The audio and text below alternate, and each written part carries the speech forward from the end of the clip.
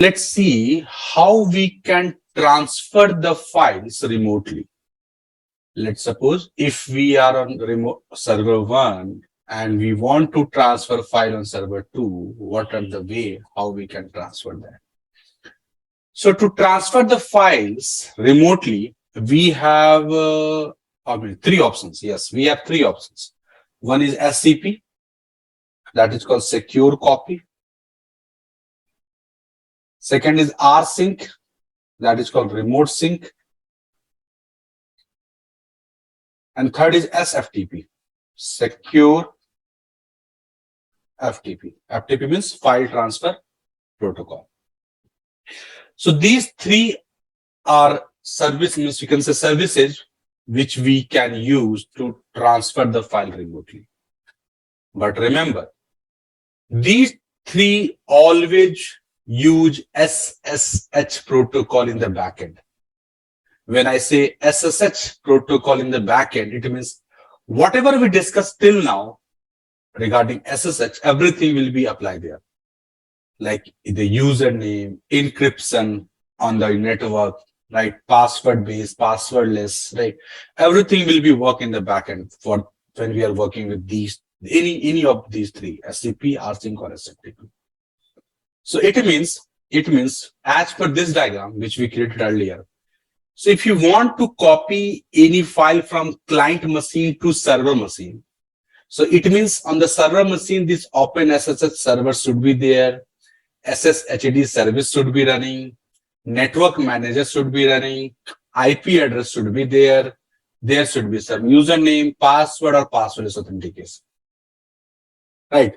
So that is what I tell you, means when I'm saying these three will use SSH in the backend, means everything which we discussed regarding SSH will be applicable for these three.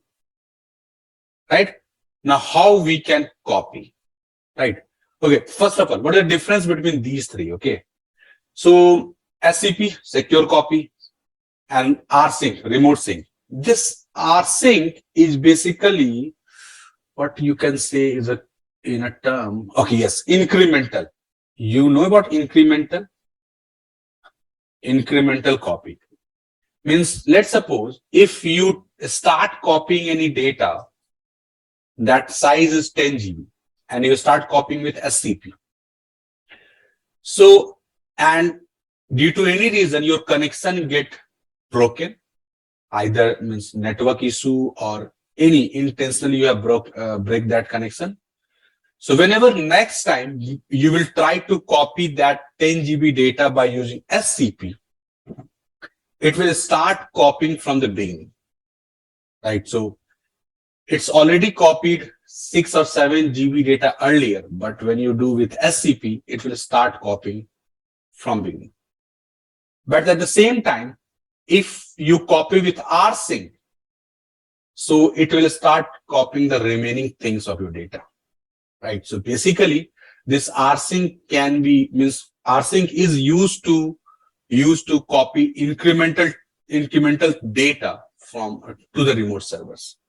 So let's suppose till 14th of February, we copied everything to the remote server. Now today, if I will start copying the things from my client to remote server, and if you will SCP, so it will start copying from beginning. But if you will run Rsync, so it will only copy the changes, means incremental changes to the remote server. That is what the benefit of Rsync, right? It cannot copy the fresh data. Remember, it cannot copy the fresh. What does it mean by fresh data? Fresh data means whenever it will try to copy on the remote server, it will check the existing data on the remote server. If it will be there, then it will copy the incremental thing. Right. So if you're copying very first time, then SCP is only option. Very first time, then SCP is only option. You need to copy with SCP. Once it will be copied from SCP, then after you should use Rsync. And the third option is SFTP, that is secure FTP. It is very, very similar to FTP.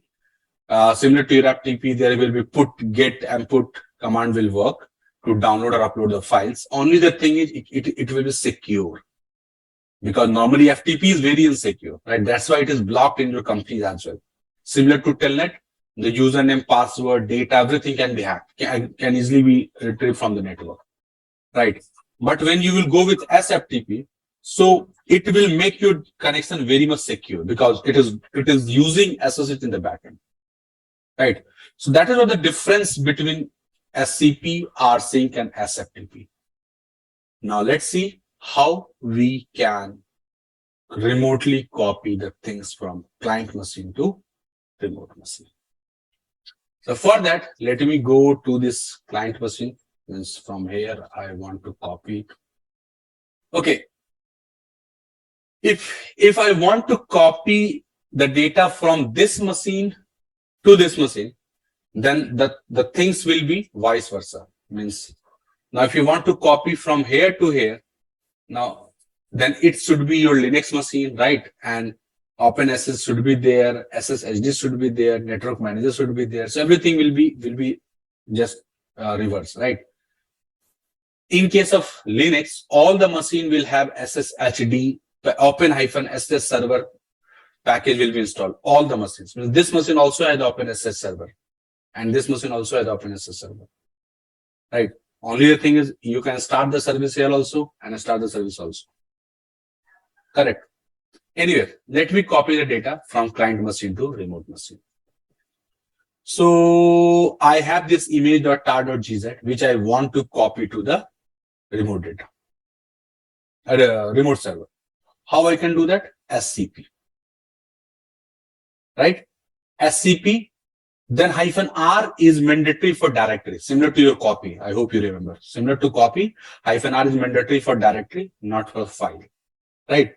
So let's suppose, do we have some directory or something?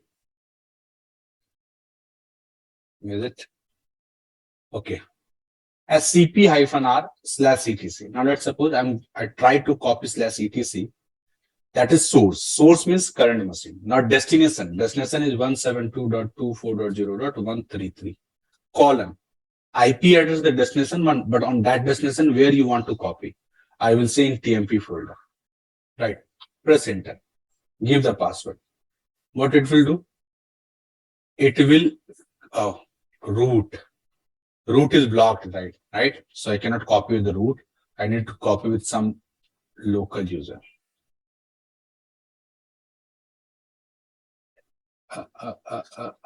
What is happening? Ensure the remote produce no output for interactive session. What it is? Just a minute. I think there is some SSH.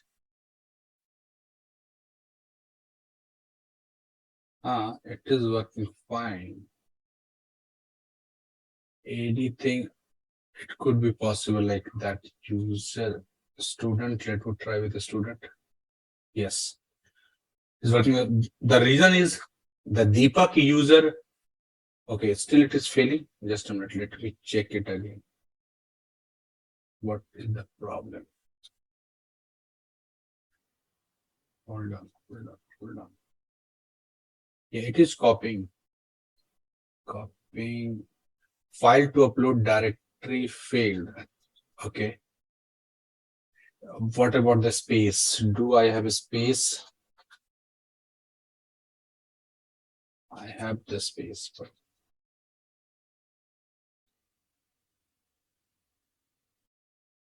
it could be possible that some of the files in etc which cannot be copied, like link or something, that's why it is giving me error.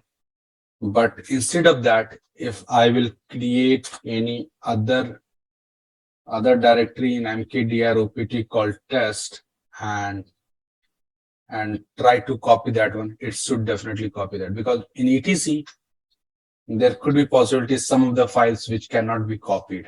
Yes, right? So it copy my opt test directory to the student TMP folder. In older command, in earlier command, it copied the content of etc, but there was some file which cannot be copied due to permission or link or something. That's why it gave me error at the end, right? So mean the syntax for SCP will be SCP-R is for directory, mandatory. For file, we can skip this. Then source means directory of your local machine, and the destination means directory IP address followed with colon and the directory name of the remote machine. And you will be able to copy it. In the reverse way, if you want to take any data from remote server, so now for example, I have some file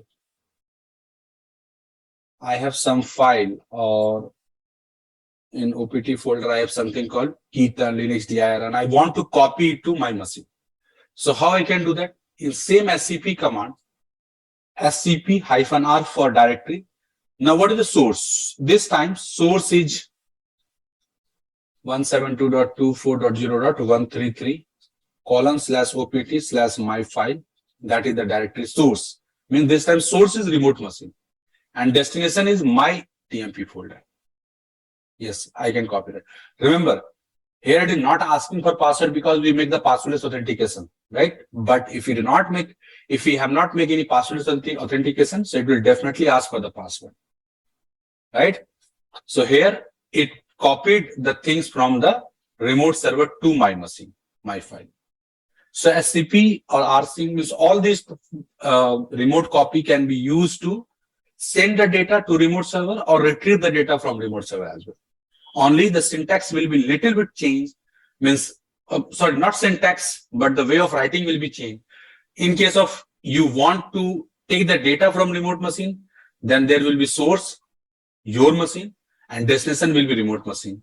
If you want to fetch the data from remote machine, then source will be your machine. Sorry, source will be remote machine and destination will be your folder, right? So that is what you can do with the help of SCP.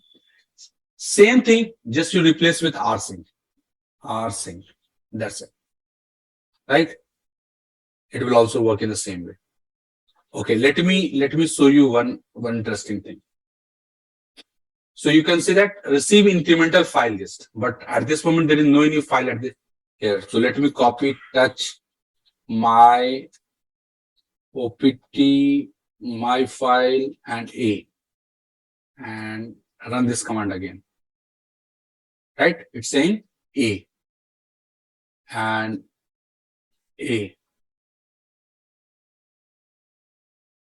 See, receiving incremental file list means now first time it sent 44 and receive 155 bytes data, means it always try to receive the incremental file list. Whatever the things, if in this file we make any changes in AA file, then definitely it will recopy that. Otherwise, it will show you the list, but it's not trying to copy it again. Right. So Rsync will always do the incremental copy, but SCP will always copy from beginning from beginning to end. It will change if you want to send data from your machine to remote machine, TMP, and the IP address of your remote server. Right? Now, in case of apps, SFTP, same thing you need to do. SFTP, and the syntax will be same. If you notice this thing, the syntax for all the commands is very much similar, right? SFTP student at the rate IP address. Press enter, it is connected. If it will be passwordless, then definitely you need to give the password. I think we have PNKJ Pankaj there. See, asking for the Pankaj. If I provide the right password, it is connected now. Right? Now let's suppose I have a file here called image.tar.gz, and if you want to send it to remote server, what I can do? Put. So it is uploading the file to /home/Pankaj on the remote server. 62%, 80%, 93%, 100%. So now it has been transferred to the /home/Pankaj. If you will see /home/Pankaj, it is there. Right? If you If you do ls, so you will see, okay, the image.tar.gz has been uploaded. If you want to download something, you can do put. Sorry, get, not put, get. Get space my doc. It has been fetching from there, /home/pankaj, and it will be downloaded in your system. So command are not tough, right? It is very easy, very much it will be similar. Only the thing is you need to keep practice and start working on this part, like how these things will work, but the command and syntax for those commands that you need to remember. Getting my point? Any questions at this point, anyone?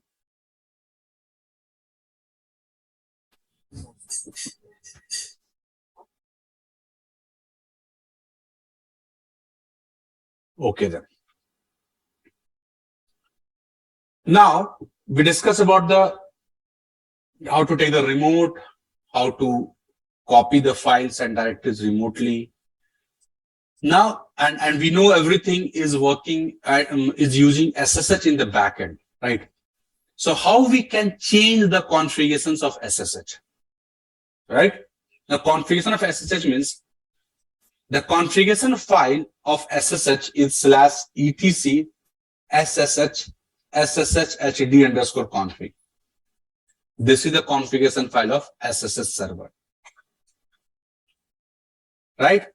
There is one more file, etc SSH and SSH_config. This is called client config file, server config file, right? Now, if you want to change the behavior of your SSH, then SSH server, not client, SSH server, then we need to make changes in this file, right? How we can make change in this file? So here the file, I can open this file there and see there are multiple options are there. Configurations files are included from there. Okay, by default, your SSH is working on port number 22. If you want to change the port number, we need to make this entry port and we'll say 2222. Save this and you can restart your service, right? But before that, let me see netstat-tulp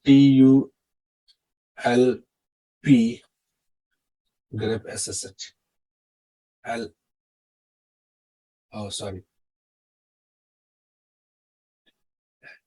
TUP. Right. So let me add and then. Okay. Now this is the command we discussed a few minutes back, right? So if you will see 22 port number is for SSH. Now you make changes in your etc SSH hd_config to 222. Now, if you will try to restart the service, systemctl restart SSH, whenever you make any change in the configuration file, this service should be restarted. Otherwise, it will not going to affect it, right? When you will restart the service, at this moment, it should be failed due to some SC Linux context problem. So what I can do there, for time being, I'm going to disable this SC Linux, what it is and how it works, we'll discuss in next book. So I have disabled this at this moment and restart the SS service, right? And now if you will check the netstat-tulp, the port number has been changed.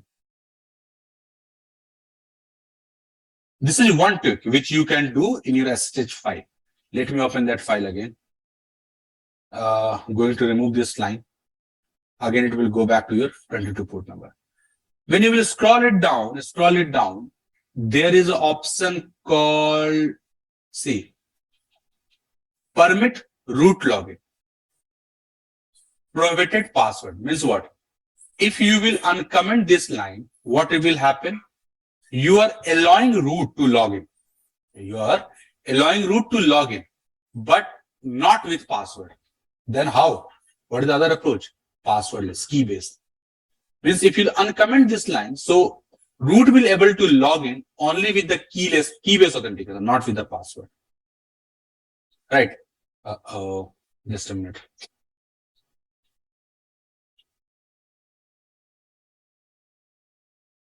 Oh, I am not in the insert mode. Right. Similarly, maximum tries means if somebody will try to give the password and after how much try it should be failed. So it is 6, you can customize it. Maximum session, how much by default there are unlimited sessions are allowed for SSH. If you want, you can put it to limit the sessions, 10 sessions, 20 sessions. Only that much sessions will be applied. Public authentication by default, yes. If you want this, there should not be any passwordless authentication. You can put it to no. However, it is not. No, you will not see this thing anywhere. But if you want to disable the keyless authentication, key-based authentication, you can put it to no. But whenever you are making any changes, do not forget to remove this hash, because this hash is something called comment. So whenever you want to make anything effective, remove this hash and then make changes. Right? Best practice is do not make changes in existing line, make a copy and then make changes in this file. That is what the good practice, right? Then authorized key file. If you remember, that is what the key file of authorized key file which we created, right? This file will create the passwordless authentication. Similarly, in permit empty password, if there will be some user which do not have password, then if they are not able to log into your SSH. But if you will uncomment this, then you are allowing them to log in if they do not have password, right? And then so there are multiple options are there. Multiple permit root login in this file where it is.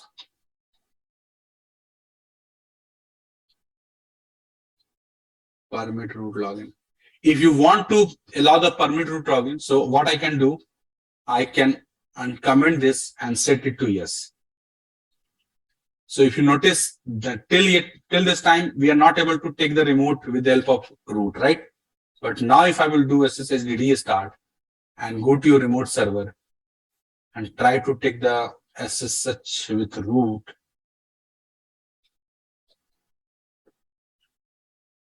uh, 133.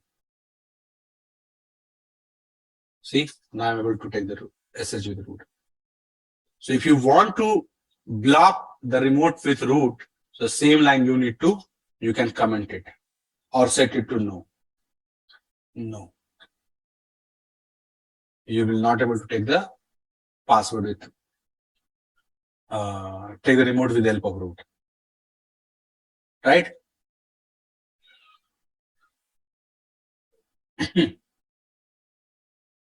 There will be one more option, like I can, that is actually very frequently used. That's why I want to show you. Password authentication. Yes. See, what is written there? Password authentication. Yes. That's why we are able to take the remote with the help of password. But if we will set it to without password, OUT without password, and save this, restart the service. Oh, some parameter is not without password. Password authentication set to no. No, sorry. Yes, no. So it means what? Now, if you will try to take the remote of any user with the help of password, it will not allow you to do that. See, permission denied. Why? Because password is blocked. Means we cannot take the SSH with the help of password. No. But if we have the passwordless authentication, like a student, we have the passwordless authentication with the student. See, I'm able to do that. So here you are enforcing your client to make the passwordless or key-based authentication. You are forcing your client. Right? And regarding Madhukar, your problem means your question, you can make entry in at the below, and you can mention the cipher, SEPHER cipher, and the name of all the cipher you want to update in this file at the bottom, and restart the service to make it more secure. Right? Yes, sir. Okay. So this is how you can customize it on the server side. Similarly, on the means now let's suppose you are acting as a client, means a Linux machine can acting as a server and can act as a client as well, both, right? Because one Linux machine has RPM query open SSH hyphen server also, and RPM query open SSH hyphen clients also. Both packages are there, right? So if you want to, if you are acting as a client, so you can make changes in your this file as well. Means now I'm client, I am on the client. So from client perspective, if I will open this SSH and SSH underscore config file, and I can go at the bottom and I can write host dev, and the host name will be 172.24.0.133, right? And user will be, let's suppose I will say Deepak. So what will happen now? So once you make this entry here, so you do not need to mention the Deepak @IP address. You just entered the SSH space dev. See, you will automatically reach to that machine. How? Because you make the host alias, right? So this file is basically for the client perspective. And whenever you make changes in this file, it will be global, means for everyone. All the user has, let's suppose I have a student, I'm logged in with a student there. I'm logged in with a student, and inside my home directory, I can create a folder called mkdir.ssh.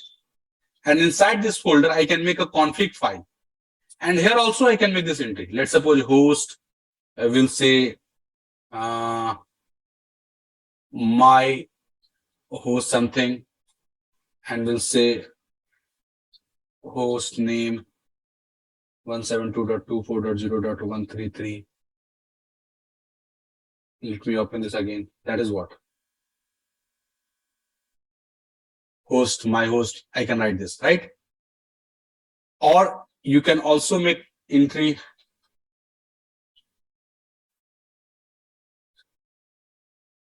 what I can write,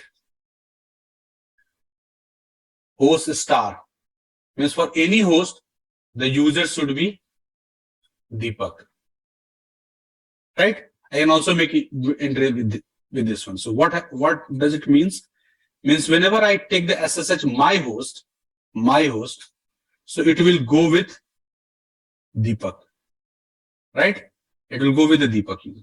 Give the password, and it will be able to log in. And instead of my host, any user, let me try to access 172.24.0.133. I'm trying to access instead of 133, let me access 57. So if you press yes, see what is there? It always go with the Deepak user. Why? Because you make changes in your config file locally. Host star means any host you try to access, go with the username Deepak. That is what some kind of trick you can do from client perspective, as a client perspective, to make modifications at the client end. This is not the server, right? This is SSH file will be client file. etc SSH underscore config will be client file. That will be global.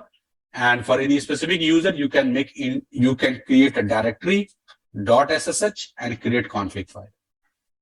If you want to make changes at the server level, then you need to go with the etc sshd underscore config. Right? Any questions? Anyone from this point? Anyone has? Okay then.